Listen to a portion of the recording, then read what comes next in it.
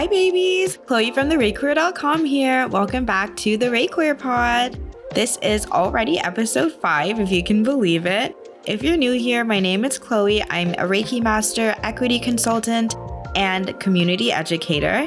And essentially my whole ethos behind this podcast is lifting the veil a little bit and providing more of a raw, honest, messier, less sanitized version of what it looks like to work in wellness. Today's episode is a fact or fiction Reiki edition, and we're going to chat all about spiritual suspicion, what that is, and having more nuanced conversation about it. I'm super excited to dive into both of these topics. I feel like they are a huge part of my work. I love chatting about this and just kind of doing a little bit of myth busting. Because really, once you take the fear out of something and you inject a little bit more of knowledge, it's so okay if you still decide that that thing is not for you. But the whole point is that you have an informed decision. You can make an informed decision because you have all the information.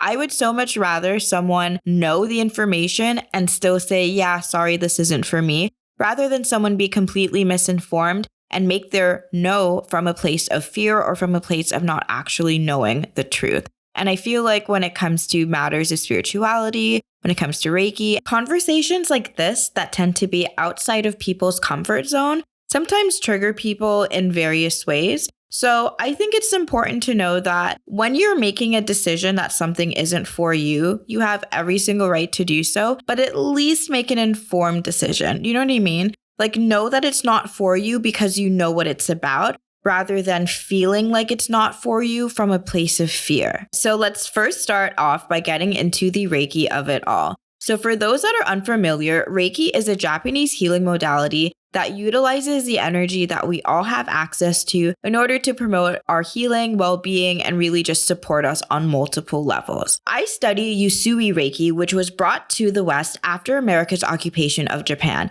Now, what's interesting is that the Reiki that we have today in the West did have to undergo some changes, and the people that brought it to the West had to make some decisions around how they thought was best to preserve Reiki even outside of its original cultural context and to have it live on generation to generation. So there is a complexity and a sacrifice here to acknowledge around what it takes sometimes for these culturally important practices to make it and to have that longevity, and the ways in which the stories are told and changed and formed to different audiences, and really how we can live on with that legacy. I mention this because it's so important to have the education and the knowledge around the origins and the genesis really of where it came from and how long it existed and the cultural context, but also to acknowledge the evolution of it and how things change and the ways in which we are really responsible to decolonizing this practice as much as possible and also applying critical thinking as always. Which brings us to our first fact or fiction.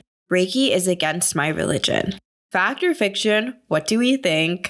Let's dive into it. So Reiki is not a religious practice, you guys. It is not connected to any sort of religion or any sort of organized religion practice whatsoever. As I mentioned before, when you get a Reiki session done, the energy that we're using is the energy that we all have access to and have already been using. It's the energy that heals our paper cuts and animates our bodies. Your practitioner, by the way, is not using any of their own energy either. And this energy in question has many names, by the way. I don't want us to get too tripped up on the language of it all. Remember that the words are just tools that we as humans use in the human world to understand and explain what the is going on to one another. But it's kind of like that old adage, like when you ask somebody where the moon is and they point to the moon, the finger that points to the moon is not the moon. It's how you were able to orient yourself. It's the direction of the moon. It's the tool that you use to learn where the moon was. But the finger itself is not the moon. So it's that same thing. So the language itself is just trying to get you to a place of understanding. So you can swap it out and use whatever makes sense for you. Is Reiki against your religion? Honestly, I don't know. I don't know every single religion out there, but I'm going to go ahead and say fiction. Because as I mentioned before, there is no religious affiliation or ties. Anyone from any religious practice, if you even have a religious practice, can bring Reiki into their lives. So our second fact or fiction is, I need to vibe with my Reiki practitioner in order to have a good session. If you're asking me, This is kind of tea, honestly. The truth is that having someone witness our spiritual journey at any point is going to be a very vulnerable, very sacred thing, right? And when you're in a Reiki session, it is a very intimate setting. And so it makes a lot of sense to want to work with practitioners that we can feel safe around to be that type of vulnerable. And if you're asking me, not feeling that safety can lead us to maybe having barriers in really experiencing the full benefits of what a session has to offer. Do I need to vibe with my Reiki practitioner in order to have a good session? Fact. Our third fact or fiction is I am way too in my head to be able to enjoy and be still enough and present enough for a Reiki session. I actually hear this a lot when I'm doing consultations with people who are curious around trying Reiki. They feel as though they can't clear their minds or be still enough or be present enough for a Reiki session. And I'm here to clear that up. So it is really not possible to fuck up your Reiki session. What matters the most is that you are consenting to the Reiki session and you are with a practitioner that knows what the fuck they're doing, quite frankly. Now, the thing about Reiki is that when we show up to our session, we're showing up as our full selves, right? And our full selves includes our human selves and our spiritual selves, or if you want to call that your soul. Remember, finger pointing to the moon, whatever makes sense. But what I'm trying to say is we show up as the self that is a human in the human world, and we show up as a part of us that is a spirit just having a human experience. And so our human selves is who sets the intention in the Reiki session, who is thinking about the type of support they want from their Reiki session, is thinking about why they're in the Reiki session. These are all the things that we can chat about, and these all certainly matter when it comes to your Reiki experience. However, we're showing up as our spiritual selves or our highest selves or whatever you want to call it. And sometimes the Reiki is going to work in accordance to what your higher self is looking for. And so in that way, when we show up to a Reiki session, we're showing up as our full selves. We can for sure have our intention, but at the end of the day, the Reiki is going to work at the level that it's meant to work for the healing that it's meant to go to. Now, sometimes there is complete alignment on this. People come in with an intention, and that intention ends up being what is best for them to work on at that time. Other times people come in and they have a completely different experience than they are expecting to have. Now, the point is that there is no wrong way to have a Reiki session, and there is no way to ruin your own session. So now that we've done a little bit of myth busting, I want us to chat about spiritual suspicion and what that can look like and mean in the context of Reiki or honestly any other type of spiritual modality, but also get a little bit real around why people have the sense of suspicion and why in some cases it is a little bit valid. The underlying uneasy sort of feeling that people get around matters of spirituality is what is called spiritual suspicion. And depending on who you are and where you're from and the types of experiences that you have, there are different reasons that this type of suspicion exists. So in my own personal context, I can understand that as a Caribbean person, there were many ancient, deep roots to these spiritual cultural practices that existed throughout the continent pre-contact. So much was intentionally stolen from us, and there were so many points of intentional disruption to our understandings of our own culture.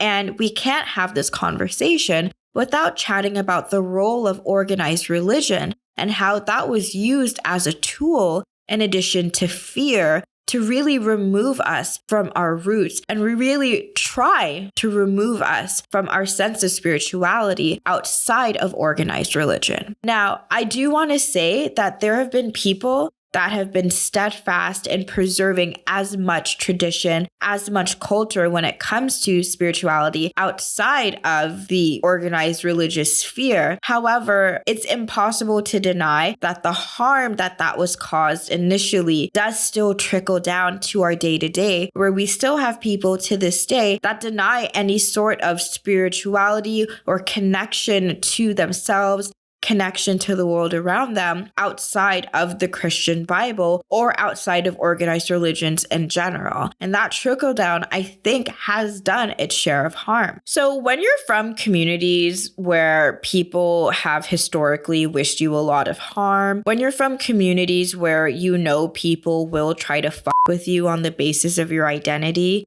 you tend to go into situations really thinking about how to protect yourself and keep yourself safe, which is also where I think spiritual suspicion comes from. And honestly, this is why I think having there is a degree of spiritual suspicion that is quite healthy to have.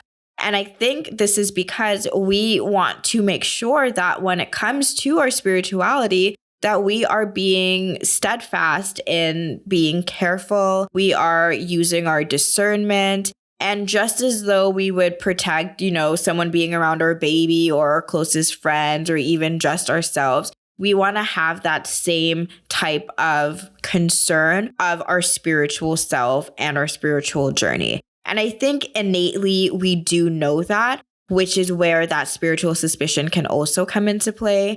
And honestly, good. You should certainly be concerned around who is around your energy body at all times. As I mentioned before, having a Reiki session done or having any sort of spiritual wellness session done with another practitioner is a very vulnerable thing. And so for that reason, it makes complete sense to need to know where someone is positioned in terms of their belief system, in terms of their politics. If you're from queer, trans, racialized communities, you need to know how they feel about those communities and where their part to play is when it comes to things like allyship.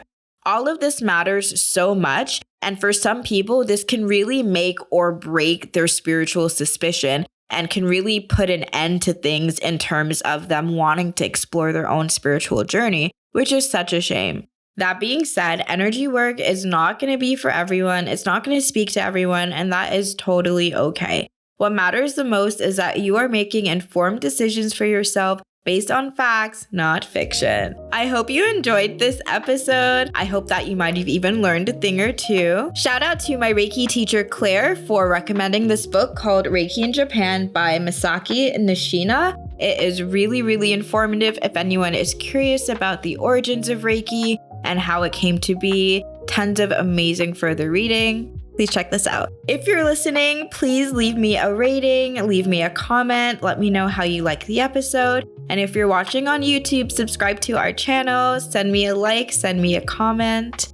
As always, shout out to Orion Rice Productions for producing, filming, and editing this podcast episode. My accompanying blog piece is already up on ReiQueer.com. You can also head over there to make any inquiries if you want to book your own Reiki session, if you want to book equity consultant or a workshop. Send me over a message, send me over an email. Until next time, everyone.